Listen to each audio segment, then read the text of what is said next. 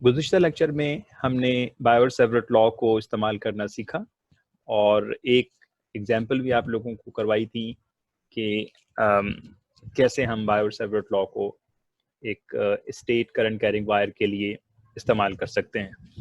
आज के लेक्चर में हम कुछ प्रॉब्लम और करना सीखेंगे और उसके बाद फिर हम जाएंगे सर्कुलर करंट कैरिंग वायर की तरफ। लेकिन उससे पहले मैं एक चीज़ आपके सामने और I mean just for the sake of revision कि हमने ये देखा था कि करंट के Biot-Savart law for state current carrying wire is I over 4 pi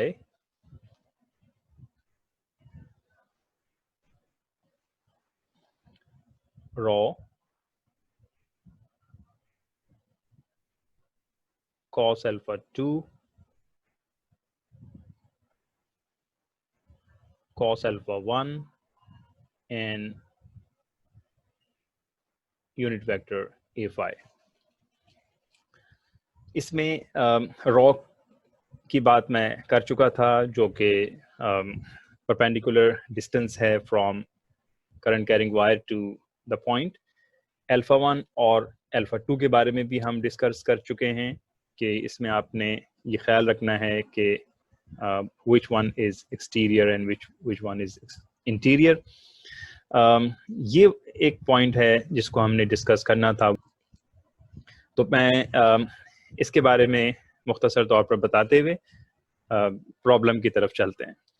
यहाँ पर ये आपने ख्याल रखना है कि ए फाई, क्योंकि हमने सिलेंड्रिकल सिमेट्री में सॉल्व किया है, लेकिन हो सकता है कि प्रॉब्लम आपका किसी और सिमेट्री में गिवन हो, तो फिर जाहिर है आप ए फाई का इस्तेमाल तो नहीं करेंगे।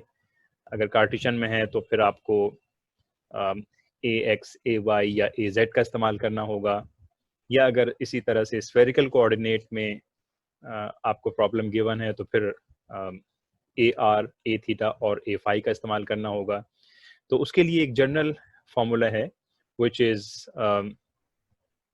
equals to a l cross a rho। Keep in mind, as a phi cap is a unit vector, therefore इसके राइट हैंड साइड पर भी दो वेक्टर्स हैं और ये दोनों वेक्टर भी यूनिट वेक्टर्स हैं। अब इसमें ए एल और ए फाई क्या वेक्टर हैं, तो ये आप ध्यान में रख लीजिए कि A L is a vector along the current carrying wire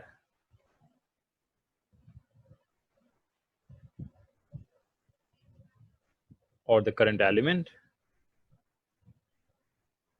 यानी जिस डायरेक्शन में करंट फ्लो हो रहा है उस डायरेक्शन में यूनिट वेक्टर आप ले लेंगे, which is called AL cap, और A rho is along perpendicular to the current element।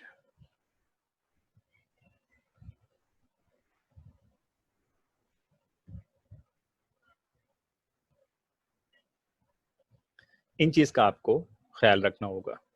Keep in mind, यहाँ पे जो ए रॉ है ये सिलेंड्रिकल कोऑर्डिनेट का यूनिट वेक्टर नहीं है। I mean this is just the notation. बस आपने ये ख्याल रखना है कि करंट कैरिंग वायर की जो डायरेक्शन है उस डायरेक्शन को ए एल कहेंगे और उसके परपेंडिकुलर डायरेक्शन को ए रॉ कैप कहेंगे। और उसके बाद जब ये आपके पास मालूम हो जाएगा तो फिर आप इनका क्रॉस प्रोडक्ट ले लेंगे, और क्रॉस प्रोडक्ट लेने के बाद जो वेक्टर आएगा that will be the vector direction of the magnetic field intensity। तो डायरेक्शन आप इस तरह से निकाल लेंगे। लिहाजा जिस तरह हमने बताया था कि आपके पास चार चीज़ें हैं which need to be determined, in fact 5 हैं। इसमें करंट जाहिर है वो तो कांस्टेंट है और गिवन होना चाहिए। तो जो चीज़ें आपने मालूम करनी हैं वो 4 चीज़ें हैं. So we need to determine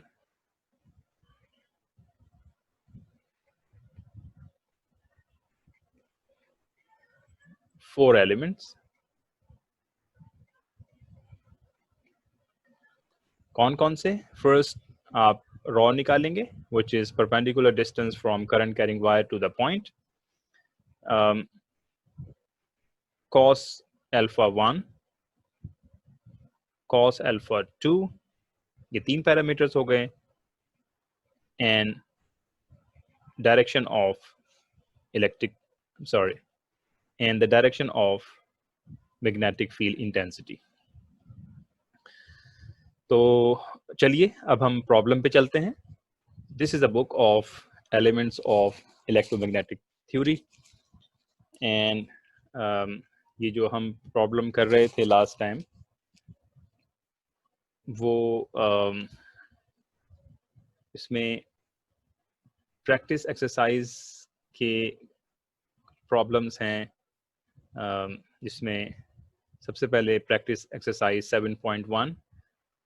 I hope कि इसका जो फर्स्ट पार्ट है जो कि इसमें सॉल्व भी किया हुआ है, which is example of 7.1, ये आप लोग खुद कर लीजिए, बहुत आसान है. अगर इसमें कोई प्रॉब्लम हो तो फिर आप लाइव सेशन में डिस्कस कर लीजिएगा. इसी प्रॉब्लम से रिलेटेड प्रैक्टिस एक्सरसाइज है which is 7.1. ये मैं आप लोगों के लिए करना चाहता हूँ. So find h at 0, 0, 5, that is along the z-axis due to side 3 of the triangular loop given in figure 7.6a. ये जो फिगर है ये ऊपर गिवन है. Here is a figure 7.6, and इसमें 3 लूप्स, इनफैक्ट इस लूप में 3 सेगमेंट गिवन हैं. एक सेगमेंट नंबर 1 है जो कि अभी मैंने कहा कि आप लोग खुद इसको सॉल्व कर लीजिए. सेगमेंट नंबर 2 है और सेगमेंट नंबर 3 है. तो इसका जो प्रैक्टिस एक्सरसाइज है that is related with the segment number 3. यानी अगर करंट कैरिंग वायर इस सेगमेंट के अंदर फ्लो हो रहा हो तो उसकी वजह से magnetic field intensity z axis के ऊपर 0.05 पर निकालना है. तो अब इसको मैं ये कर रहा हूँ और ये जहन में रहे कि इस पिक्चर को मैं वहाँ पे ड्रॉ करूँगा, लेकिन इसमें चूंकि z एक्सिस पर फील्ड निकालना है तो इस फिगर को मुझे ज़रा डिफरेंट सिमेट्री में प्लॉट करना होगा, क्योंकि जिस एक्सिस पर मैग्नेटिक फील्ड मालूम करना है वो z है. तो उस z एक्सिस को भी यहाँ पर दिखाना है ताकि हम उस पॉइंट को डिफाइन कर सकें. तो चलिए मैं अपने प्रॉब्लम की तरफ चलता हूँ. So this is practice exercise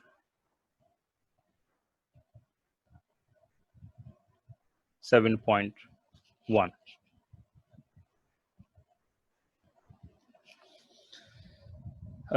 In order to sketch the figure, let me draw axis. This is say z-axis, y-axis, and x-axis.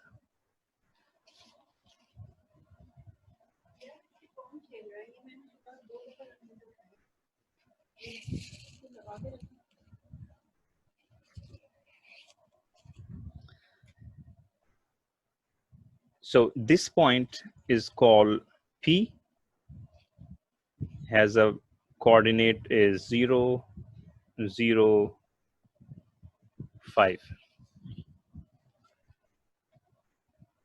And the current carrying wire is placed at XY plane. Let me draw a current carrying wire which is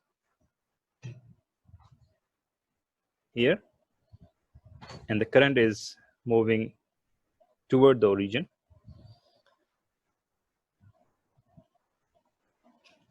और उसी figure में अगर आप देखेंगे तो x axis पर जो इसका इंटरसेप्ट है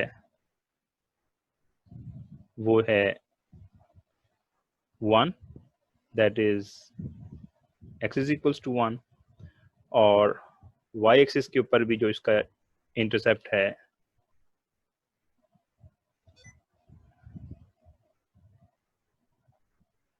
which is y is equals to 1. तो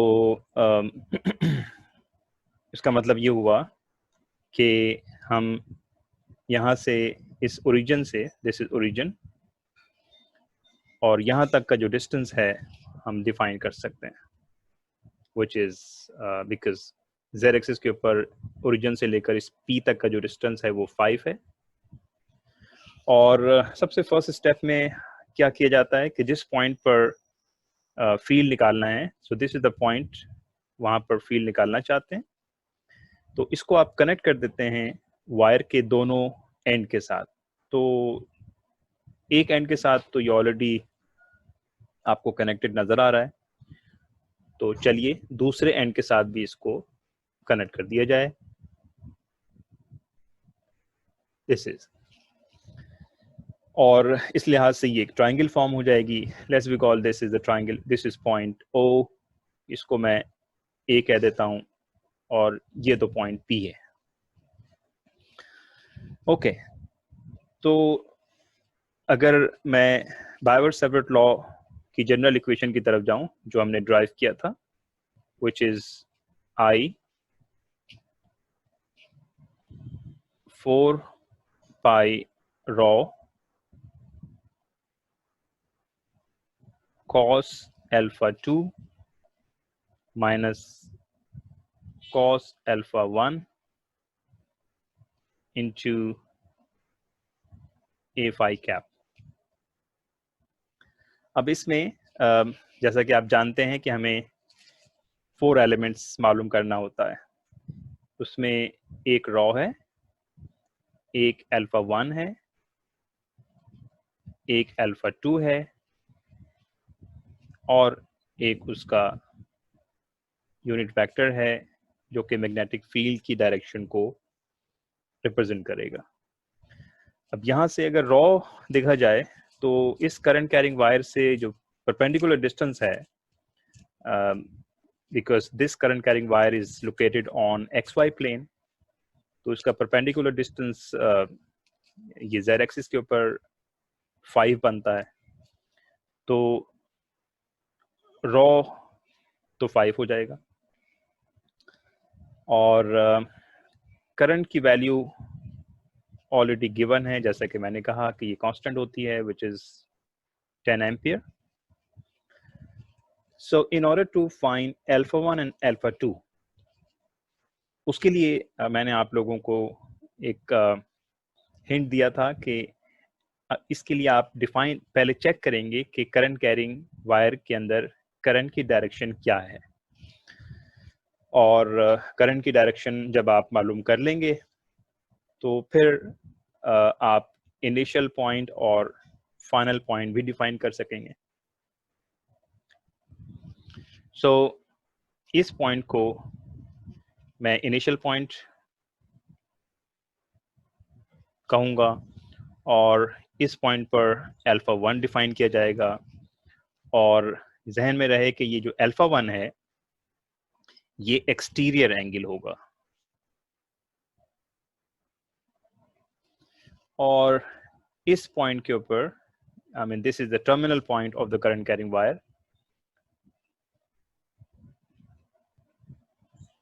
this is the final point or terminal point, और इस पॉइंट के ऊपर जो एंगल फॉर्म होगा वो अल्फा 2 होगा, और अल्फा 2 को आपको इंटीरियर एंगल लेना होगा। तो इसके लिए मैं इस फिगर से सिर्फ इस ट्राइंगल को एक्सट्रैक्ट कर लेता हूँ, अदरवाइज ये थोड़ी सी कॉम्प्लिकेटेड हो जाएगी। तो चलिए मैं सिर्फ ट्राइंगल को यहाँ से एक्सट्रैक्ट कर रहा हूँ। ज़रा गौर से देखिए, ये ज़ेड एक्सिस है और अपनी आसानी के लिए मैं ये जो लाइन ड्रॉ कर रहा हूँ इसे आप फर्ज कर लीजिए कि ये एक्स वाई प्लेन है, यानी ये कुछ इस तरह से होगा। यानी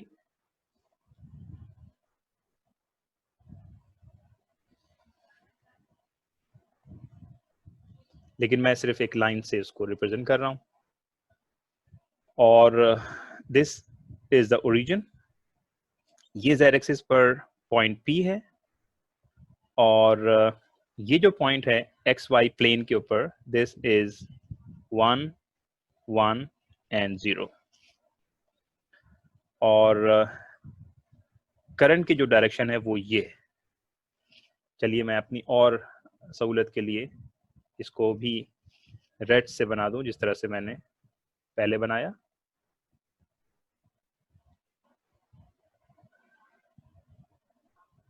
This is the current carrying wire and current flowing towards origin। और उसके बाद फिर हमने इसको इसके साथ कनेक्ट कर दिया है और उसके बाद फिर इस P को इस पॉइंट के साथ कनेक्ट कर दिया है। तो उस लिहाज से ये O है। और जिस तरह के अगर आप मैं फिगर आपको दिखाऊं, इस पॉइंट पर हमने इसको A कहा था, तो और ये A जो था ये एक्चुअली 1 1 0 था। तो मैं इसको A कह रहा हूं और this is the P point in fact. तो अब अल्फा 1 निकालना चाहते हैं, तो मैं यहाँ पे अगर ड्रॉ करूं तो अल्फा 1 को ड्रॉ किया जाएगा, alpha 1 because formed at the initial point and therefore that would be considered as exterior angle। तो मैं इसको अल्फा 1 को मैं ये रिप्रेजेंट कर रहा हूँ और alpha 2 would be interior, making at the terminal point of the current carrying wire। और इसको अगर निकालना चाहें तो अल्फा 2 तो बहुत क्लियरली यहाँ सर आप देख रहे हैं, it is 90 degree and that leads to cos 90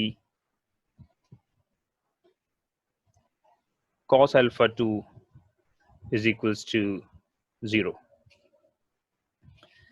And in order to find alpha 1, इसके लिए आप पहले ये इंटीरियर एंगल निकाल लीजिए। Let's we call this is theta. Theta निकाल लेंगे तो उसके बाद फिर आप 180 माइनस थीटा करके अल्फा 1 भी निकाल सकेंगे। तो अब थीटा निकालने के लिए ये जो साइड है O to P, this is 5 and from O to A is in fact square root 2, क्योंकि ये actually this is the resultant vector in fact। So this is OA। तो चूंकि ये 1 के बराबर है और ये भी 1 के बराबर है तो फिर ये स्क्वायर रूट 2 के बराबर हो जाएगा।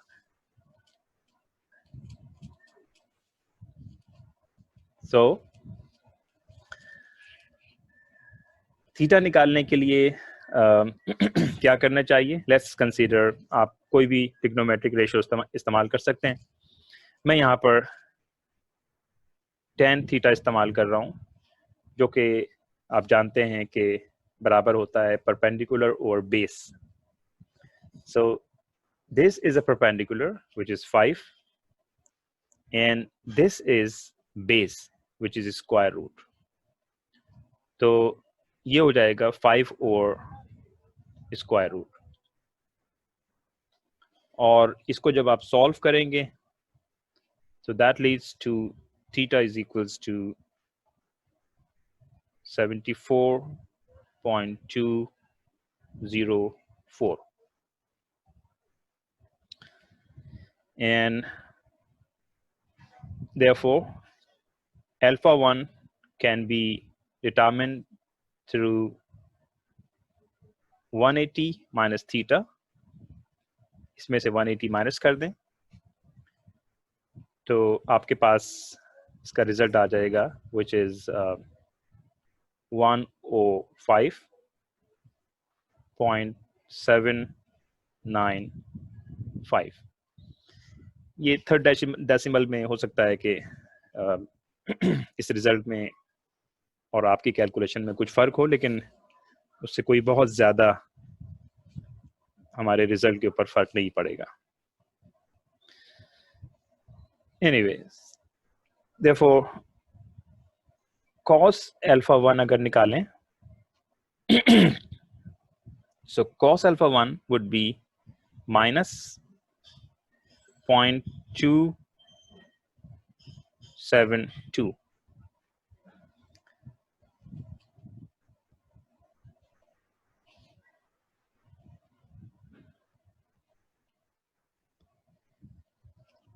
तो अब तकरीबन तमाम चीज़ें हमने कैलकुलेट कर ली हैं सिवाय डायरेक्शन के. तो डायरेक्शन भी कैलकुलेट करते हैं, लेकिन पहले इन तमाम चीज़ों को अपनी मैग्नेटिक फील्ड की इक्वेशन के अंदर सब्स्टिट्यूट कर दीजिए. सो H would be equal to so H would be equal to 10 ampere divided by 4 pi, and raw की जगह पर 5 सब्स्टिट्यूट किया जाएगा.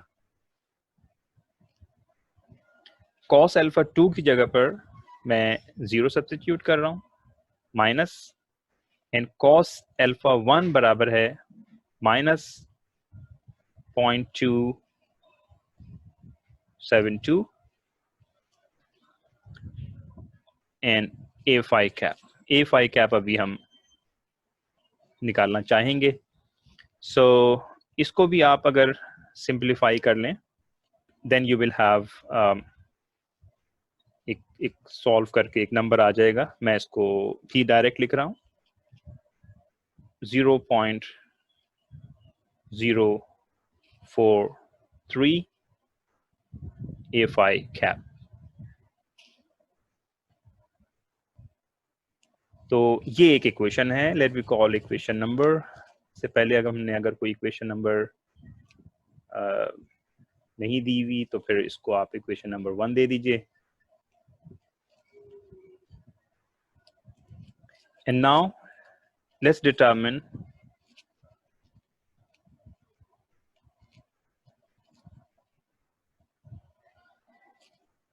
a phi cap. और a phi cap निकालने के लिए again let's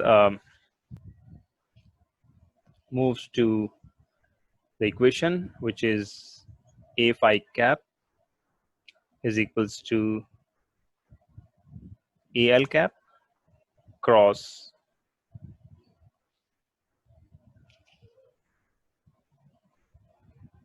a rho cap. Al cap is the vector along the current carrying wire, and a rho cap is a vector perpendicular to the current carrying wire.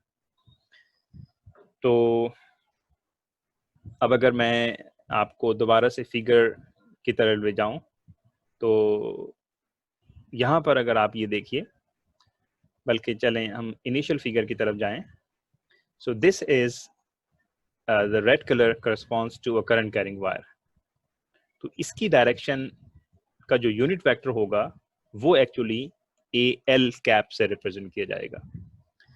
अब चूंकि ये vector एक plane के अंदर मौजूद है एक्सिस पे नहीं है और वो प्लेन है एक्स वाई प्लेन। तो इस वेक्टर को लिखने के लिए यकीनी तौर पर आप पहले इसका वेक्टर लिखेंगे, फिर यूनिट वेक्टर निकालेंगे। यानी इस वेक्टर का, यानी अगर मैं कहूँ कि एक ओ वेक्टर जो है क्या होगा, तो ये लिखा जाएगा minus a x cap minus A Y cap. इसका जो एक्स कंपोनेंट होगा उसकी डायरेक्शन होगी minus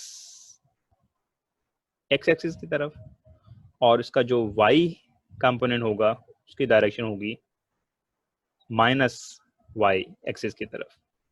so this is a vector of A O, और इसका जब आप यूनिट वेक्टर लेंगे तो वो फिर हो जाएगा ए एल, जो कि उस फॉर्मूले के अंदर होता है। तो इस वेक्टर का अगर यूनिट वेक्टर लिखना हो तो आप जानते हैं कि इस वेक्टर को लिखा जाता है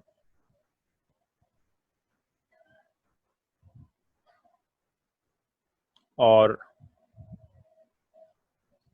उसको आप डिवाइड कर देते हैं उसके मैग्नीट्यूड से, और इसका मैग्नीट्यूड निकालेंगे तो आपके पास आएगा स्क्वायर रूट 2। ये तो हो गया ए एल। और ए raw is a perpendicular.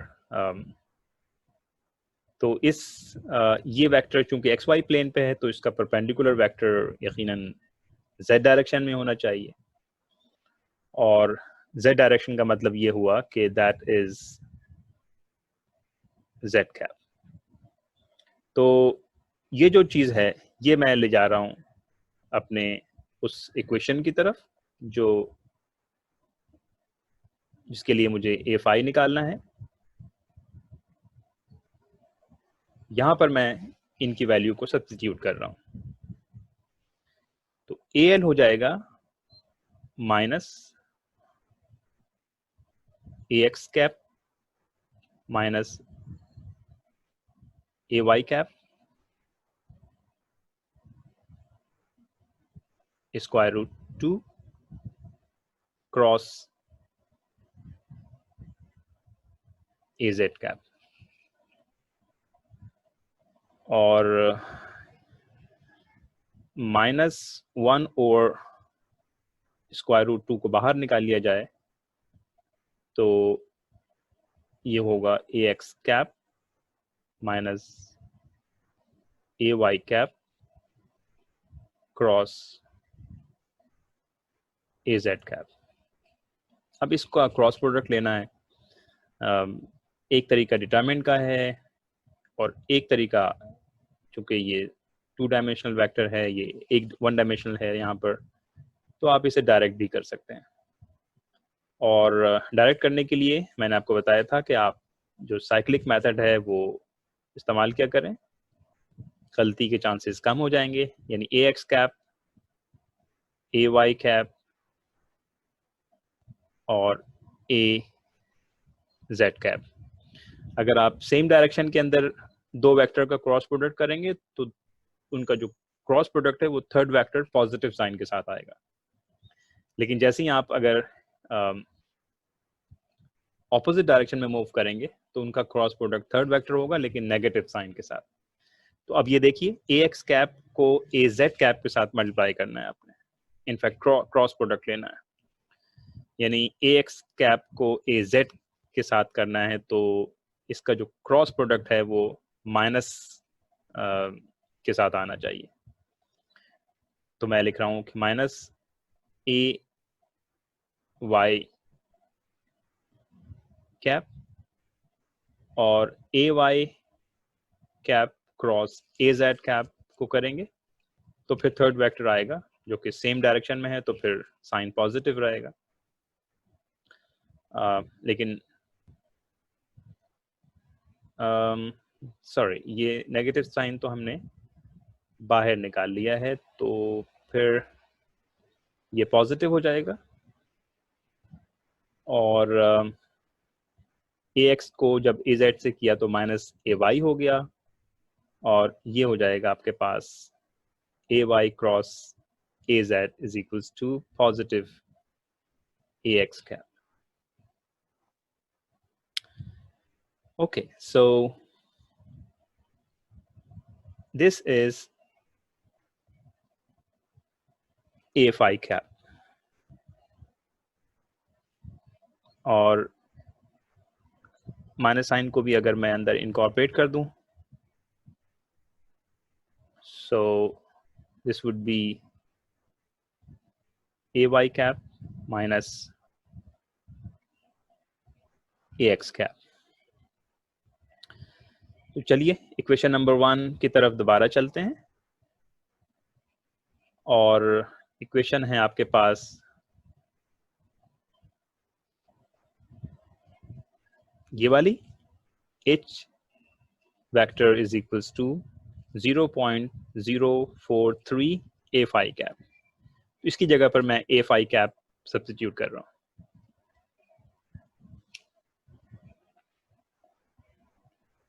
H is equals to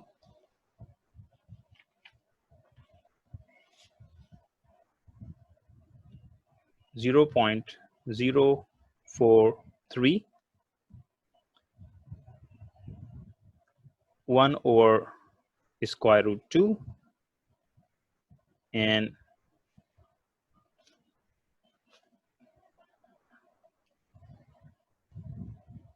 AY cap minus AX cap। और इसे भी ज़रा सॉल्व कर लें तो फिर आपके पास रिजल्ट आ जाएगा 0.03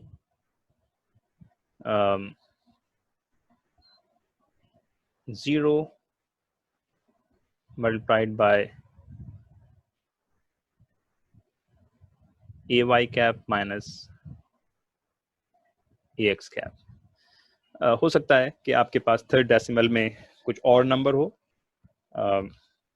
यहाँ पर ये 0 आ रहा है और उसकी वजह ये है कि ऊपर मैंने जब tan या cos की वैल्यू लिखी हैं तो उसको राउंड ऑफ शायद ना किया हो, लेकिन I mean this is acceptable.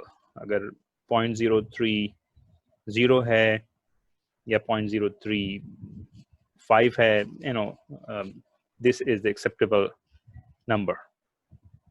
Book के अंदर मिली एम्पियर पर मीटर में निकाला हुआ है, यानी इसको अगर मिली करेंगे तो आप 1000 से मल्टीप्लाई कर देंगे, you will have 30 AX cap minus AZ cap. So this is your results.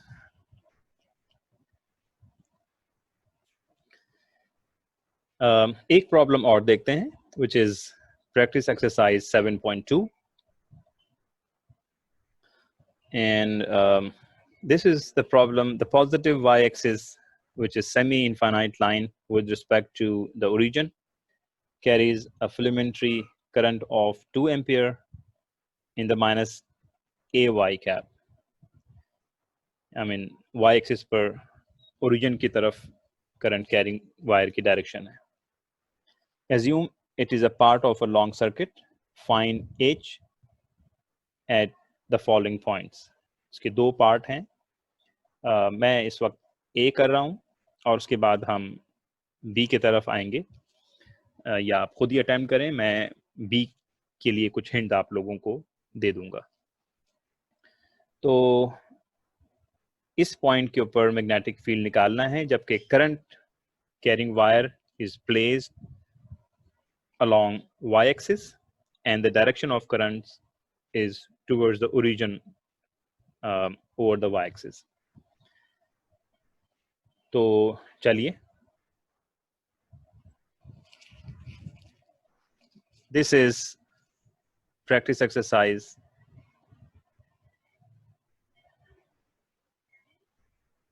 7.2.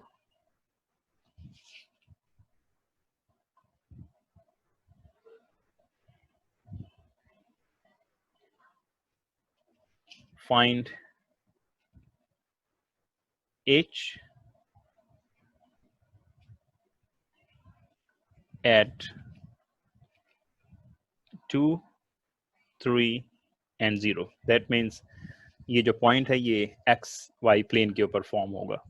इसकी फिगर बुक में गिवन नहीं है, लेकिन यकीनी तौर पर आप को पहले फिगर ड्रॉ करना होगा ताकि आप अल्फ़ा 1 अल्फ़ा 2 डिफाइन कर सकें और रॉ डिफाइन कर सकते हैं और उसकी डायरेक्शन डिफाइन किया जा सके। तो चलें सबसे पहले मैं इसकी फिगर ड्रॉ करता हूँ। Again let's draw the axis first.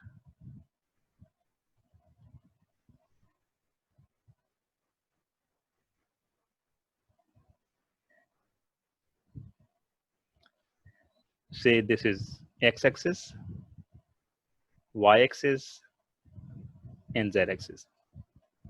Now let's draw the point 2, 3, 0. In this coordinate, x is equals to 2 and y is equals to 3. Say this is y. और इसका अगर आप जब कोऑर्डिनेट डिफाइन करना चाहेंगे तो ये कुछ इस तरह हो जाएगा।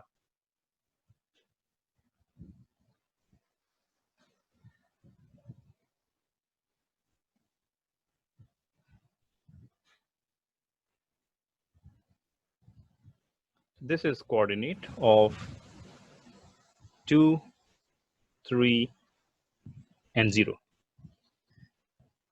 Say this is called P point. इस पॉइंट पर आपको मैग्नेटिक फील्ड निकालना है और जो करंट कैरिंग वायर है वो प्लेस है वाई एक्सिस पर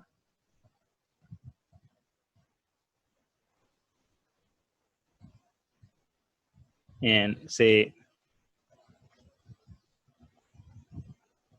और यहाँ से ये इन्फिनिट की तरफ एक्सटेंड हो रही है and the direction of current carrying wire is towards the origin.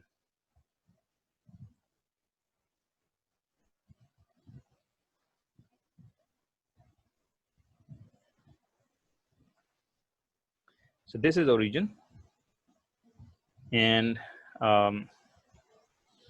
the first of all you have to connect both ends of the current carrying wire with the point of interest. तो मैं इसको यहाँ से connect कर देता हूँ। एक and ये वाला है और दूसरा एंड आप को गिवन है क्योंकि इनफाइनाइट पे है तो ये पॉइंट किसी बहुत दूर जाकर कनेक्ट होगा। मैं इसको फिलहाल किसी इस पॉइंट पर कनेक्ट कर रहा हूँ, लेकिन ये आप जहन में रखिएगा कि ये पॉइंट जो है ये इन्फिनिट के ऊपर है। जो बुनियादी इक्वेशन है वो ये है I is equals to 4 pi rho cos alpha 2 minus cos alpha 1 a phi cap. Rho is a perpendicular distance from the current carrying wire to the point. और perpendicular distance आप निकालना चाहेंगे तो आप ये देख सकते हैं this is in fact a perpendicular distance which is equals to 2. तो rho तो इस फिगर से क्लियरली आपने निकाल ली 2 और करंट भी इसमें गिवन है which is 2 ampere. Now let's determine alpha 1 and alpha 2. लेकिन ये जहन में रहे जो इसके बारे में हमने बताया था कि अल्फा 1 अल्फा 2 निकालने के लिए आपको ये पहले आइडेंटिफाई करना होता है कि करंट की डायरेक्शन क्या है। तो जैसा कि इस फिगर में आप देख सकते हैं कि current is actually towards the origin, तो उस लिहाज से यहाँ पे जो पॉइंट होगा ये करंट का इनिशियल पॉइंट होगा और ये जो पॉइंट है ये करंट का फाइनल ये टर्मिनल पॉइंट होगा। उस लिहाज से यहाँ पे आप अल्फ़ा 1 निकालना चाहेंगे और यहाँ पर आप अल्फ़ा 2 निकालना चाहेंगे। और अल्फ़ा 1 को आप हमेशा एक्सटीरियर लेते हैं और अल्फ़ा 2 को आप हमेशा इंटीरियर लेते हैं। तो एक्सटीरियर एंगल यहाँ पर जब आपने डिफाइन करना है तो उसके लिए मैं आपको थोड़ा सा और अब इस प्रॉब्लम से हटकर कुछ चीज़ें बताता हूँ, उसके बाद फिर हम दोबारा इस पॉइंट की तरफ आएंगे।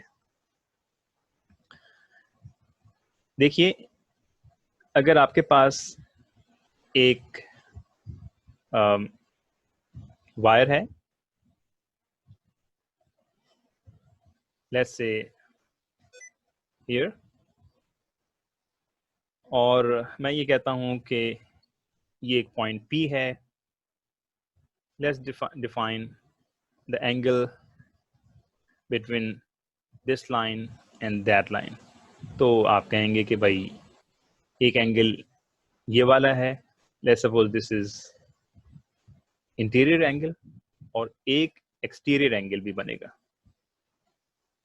तो जब भी कोई लाइन किसी दूसरी लाइन को इंटरसेक्ट करेगी तो दो एंगल फॉर्म होंगे, और ये बड़ी वाज़ेह है कि ये जो इंटीरियर एंगल है ये स्मॉलर है as compare to the exterior angle.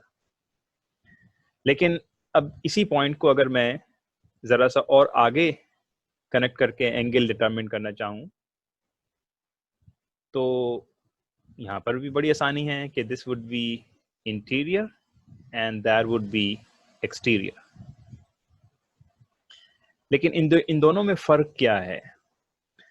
इस पॉइंट को जैसे ही मैं आगे की तरफ ले गया तो इंटीरियर एंगल अपने पिछले वाले इंटीरियर एंगल से छोटा हुआ, और जो एक्सटीरियर एंगल है वो पिछले के मुकाबले में बड़ा हो गया है। इसी लिहाज से इस पॉइंट को आप अगर और आगे की तरफ बढ़ाते रहें, मैं एक एग्जांपल आपके सामने और भी रख देता हूँ। लेट्स सपोज इस पॉइंट पर, तो देखिए ये इंटीरियर एंगल की वैल्यू और ज़्यादा स्मॉल होती जा रही है और एक्सटीरियर एंगल की वैल्यू और ज़्यादा बढ़ती चली जा रही है। तो बढ़ाते बढ़ाते जब आप इनफाइनाइट पे जाके कनेक्ट करेंगे, तो इनफाइनाइट का मतलब है कि आप कहीं बहुत दूर जाकर कनेक्ट करेंगे। तो जैसे आप बहुत दूर जाएंगे तो इंटीरियर एंगल कम होते होते जीरो की तरफ, जीरो के बराबर हो जाएगा, और एक्सटीरियर एंगल चूंकि बढ़ रहा है और ये बढ़ते बढ़ते 180 के बराबर हो जाएगा। सो this is how one can identify कि इनफाइनाइट के ऊपर एंगल क्या होगा। दो पैरेलल लाइंस अगर हैं तो इनफाइनाइट के ऊपर उनके एंगल की मेजरमेंट आप इस तरह करेंगे कि अगर तो आप इंटीरियर एंगल ले रहे हैं तो उसको जीरो लेंगे, और अगर आप एक्सटीरियर एंगल ले रहे हैं तो उसे आपको 180 डिग्री के बराबर लेना होगा। तो चलिए अब अपने पिछले प्रॉब्लम की तरफ, और यहाँ पे आइडेंटिफाई करें, चूंकि आपको यहाँ पे एक्सटीरियर एंगल लेना है इनफाइनाइट के ऊपर, इस रेड लाइन और इस वाइट लाइन के दरमियान एक्सटीरियर एंगल लेना है। तो एक्सटीरियर एंगल मैंने बताया आपको कि हमेशा बढ़ता जाता है और इनफाइनाइट के ऊपर वो 180 के बराबर हो जाएगा।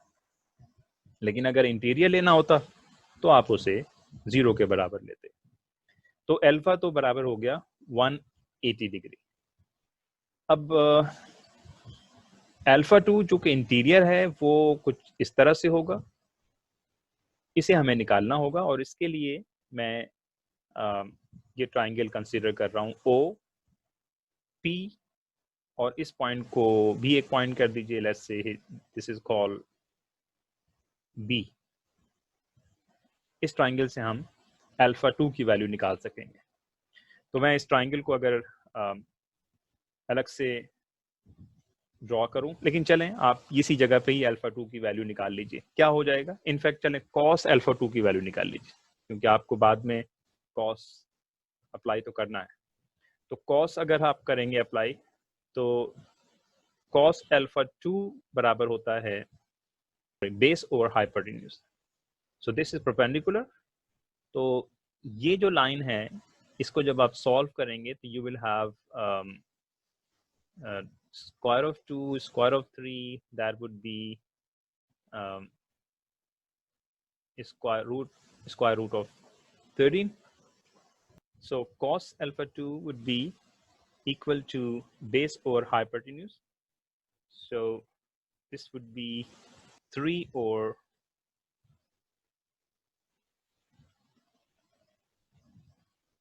square root 13. तो चलें, अब हमने मेरे ख्याल है कि चीज़ें कैलकुलेट कर ली हैं। और यहाँ पर cos अल्फ़ा 1 अगर निकाला जाए तो ये हो जाएगा -1 के बराबर। तो cos अल्फ़ा 1 भी निकल गया, cos अल्फ़ा 2 भी निकल गया, करंट भी मालूम है, रॉ भी मालूम है। तो इस इक्वेशन में इसे सब्स्टिट्यूट कर देते हैं।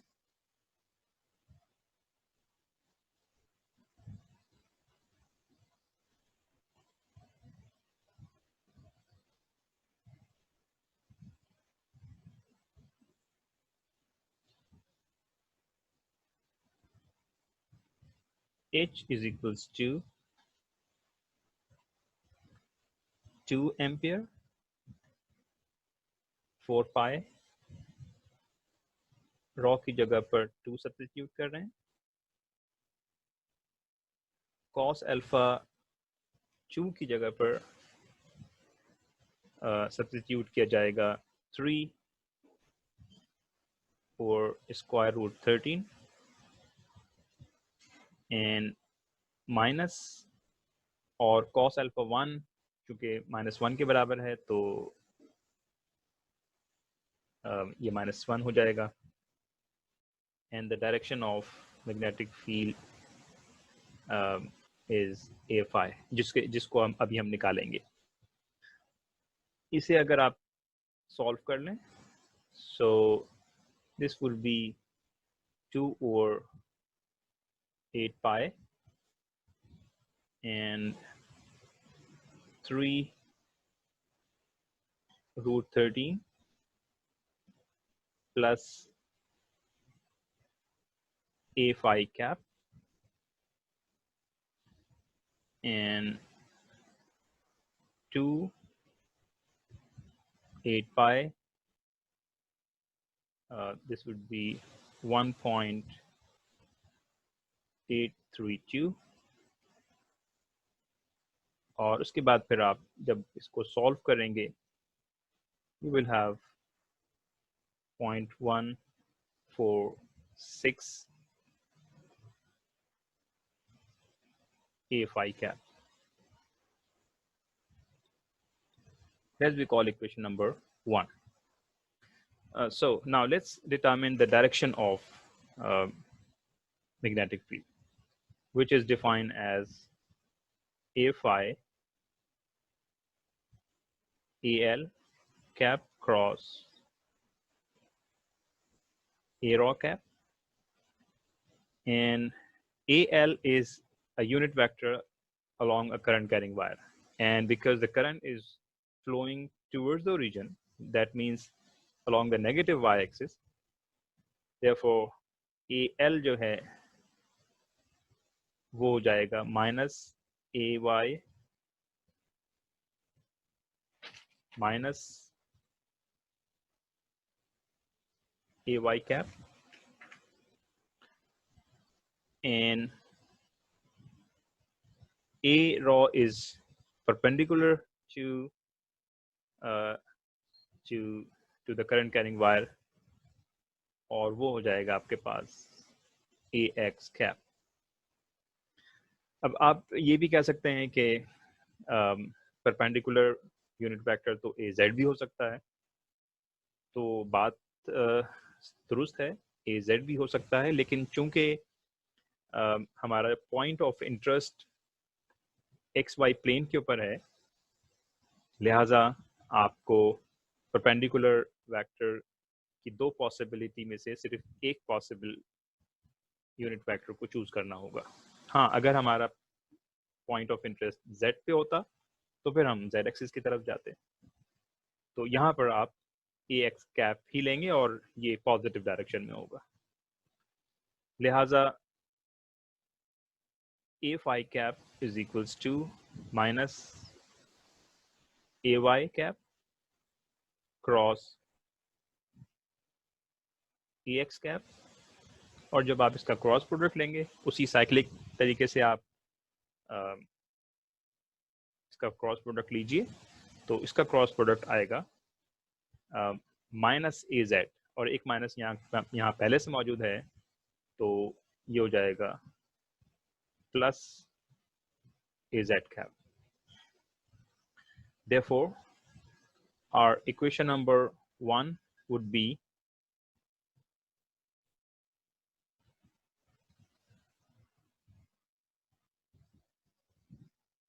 h is equals to 0.146 a z cap.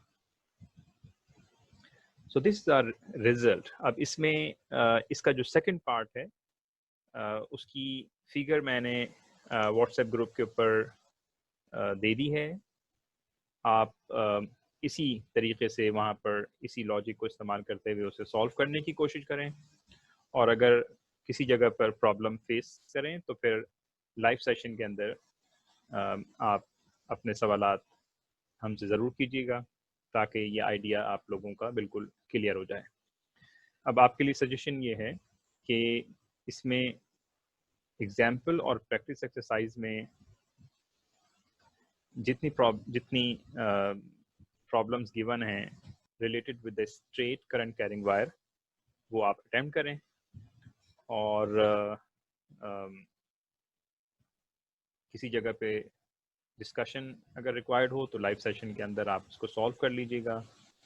Next lecture में हम सर्कुलर करंट कैरिंग वायर की तरफ मूव करेंगे, और उसके लिए यकीनी तौर पर ये जो इक्वेशन हमने निकाली है जिसमें अल्फ़ा 1 अल्फ़ा 2 हैं, इसे हम अप्लाई नहीं कर सकेंगे। उसके लिए हम यकीनी तौर पर कोई दूसरा फार्मूला ड्राइव करना होगा। तो इसको आप प्रैक्टिस करके अपनी एक्सपर्टीज़ हासिल कर लीजिए ताकि नेक्स्ट लेक्चर में हम सर्कुलर करंट कैरिंग वायर की तरफ स्विच ओवर कर सकें।